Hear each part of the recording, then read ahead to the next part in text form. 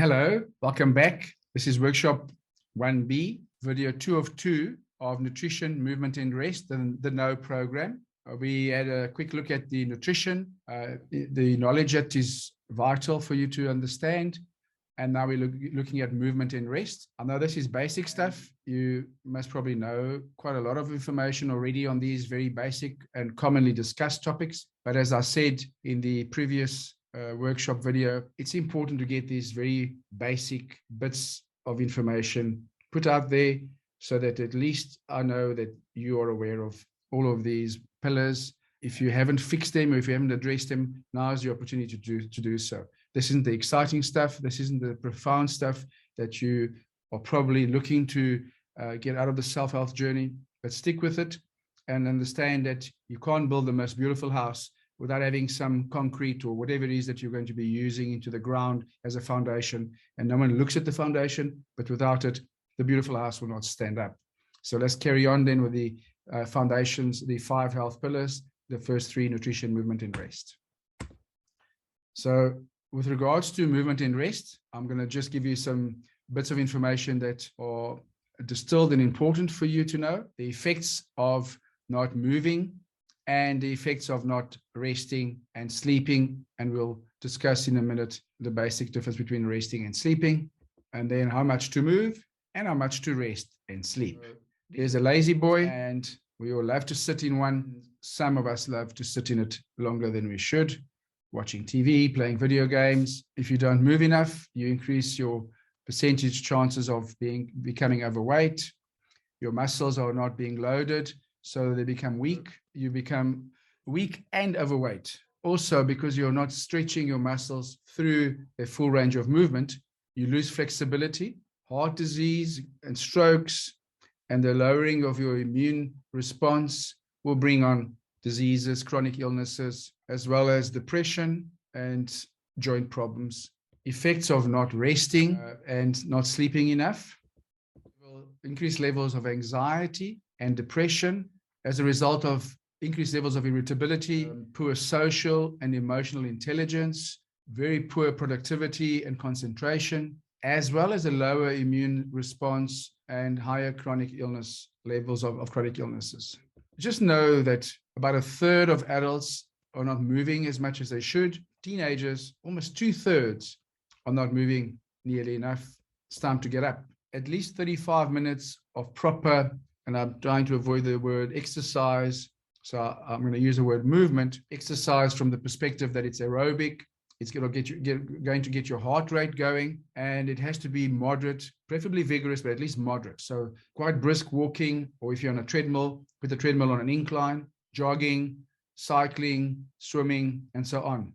And this should be done at least 4 times a week, but a minimum of 3 times a week, 35 minutes plus. Now, this is also key.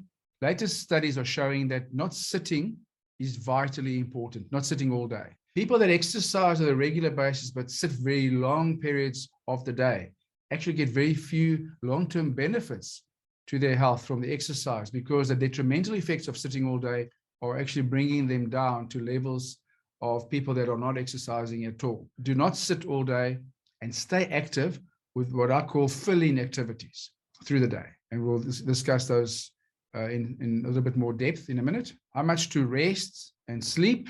Rest is not sleep. And when we talk about rest, talking about activities whereby we are going to be taking a break from whatever activity we are doing all day long. So that means a physical and an emotional and a mental break away from whatever activity we are doing all day long, or for long periods of time in the day.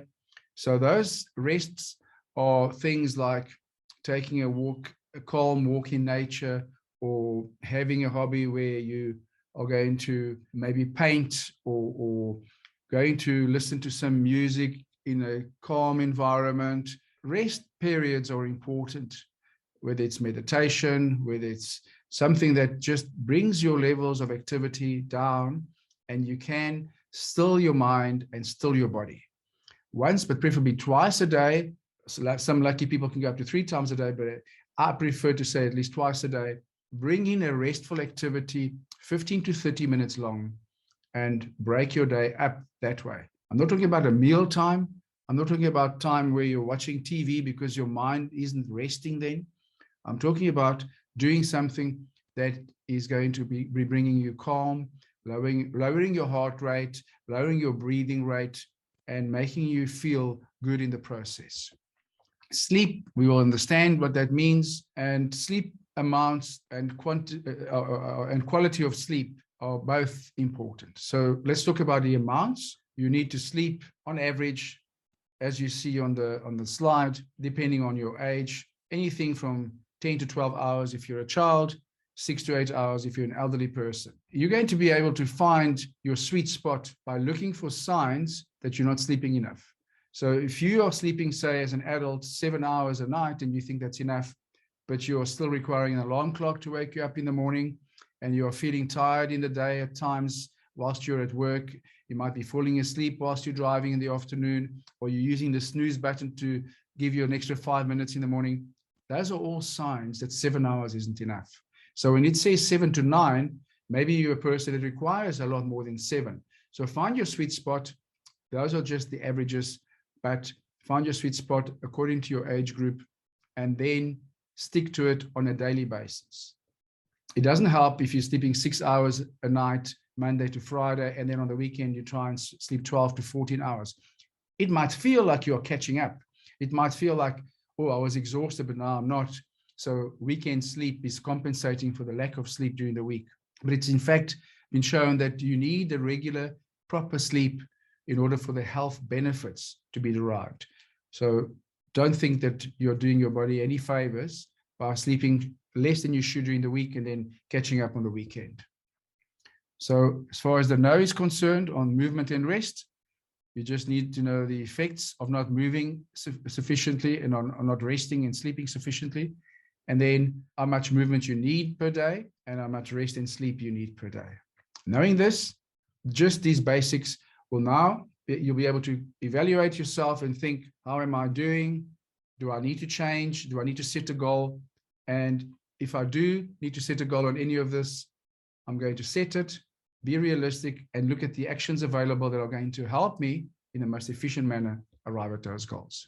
So the action video is going to talk to you about when and how to move, and when and how to rest and sleep. We'll see you in the next video. See you soon.